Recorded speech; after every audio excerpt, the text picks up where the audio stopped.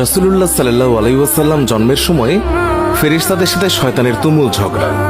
যেদিন ভোরবেলায় মহানবী সাল্লাল্লাহু আলাইহি ওয়াসাল্লাম জন্ম নেন, সেই দিন বিশ্বের সবগুলো মূর্তি মাটির দিকে নত হয়ে পড়ে।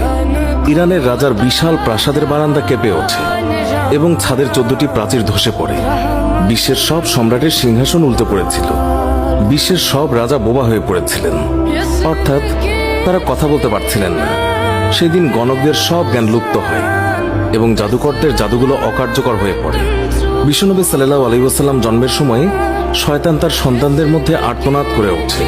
ফলে সবগুলো শয়তান তার কাছে এসে বলে, কেন এত পেরেশান বা উদ্বিগ্ন হয়েছ? সে বলল, কাল রাতে কি হয়েছিল? রাতের প্রথম থেকে এই পর্যন্ত দেখেছি যে আকাশ এবং জমিনের অবস্থা বদলে গেছে। ভূপৃষ্ঠে ঘটে গেছে এক বিরাট ঘটনা। ঈসা আলাইহিসসালাম ঊর্ধ্ব আকাশে চলে যাওয়ার পর আর কখনো এত বড় ঘটনা ঘটেনি।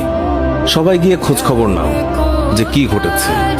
শয়তানরা চারিদিকে ছড়িয়ে পড়ে এবং ফিরে এসে বলে, কই, কিছুই তো দেখলাম না।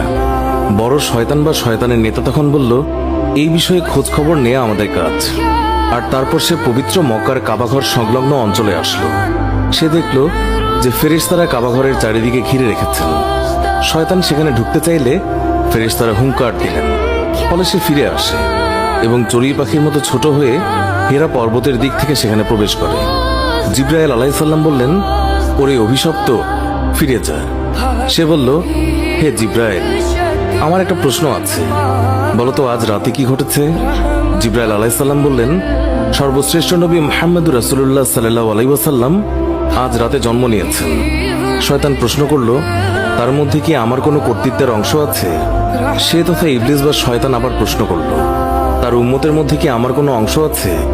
জিবরাইল আলাইহিস সালাম বললেন, হ্যাঁ। ইবলিস বলল, আমি সন্তুষ্ট হলাম। হযরত হালিমা বর্ণনা করেন, শিশু মুহাম্মদ রাসূলুল্লাহ সাল্লাল্লাহু আলাইহি ওয়াসাল্লামকে আমার গৃহে আনার সাথে সাথেই রহমত বরকত প্রকাশ হতে লাগলো।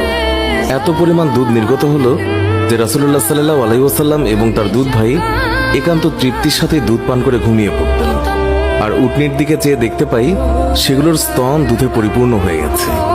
বিবি হালিমা বলেন, আমার স্বামী উটনির দুধ দহন করলেন এবং আমরা তৃপ্তির সাথে তা পান করে সারা রাত আরামে কাটালাম।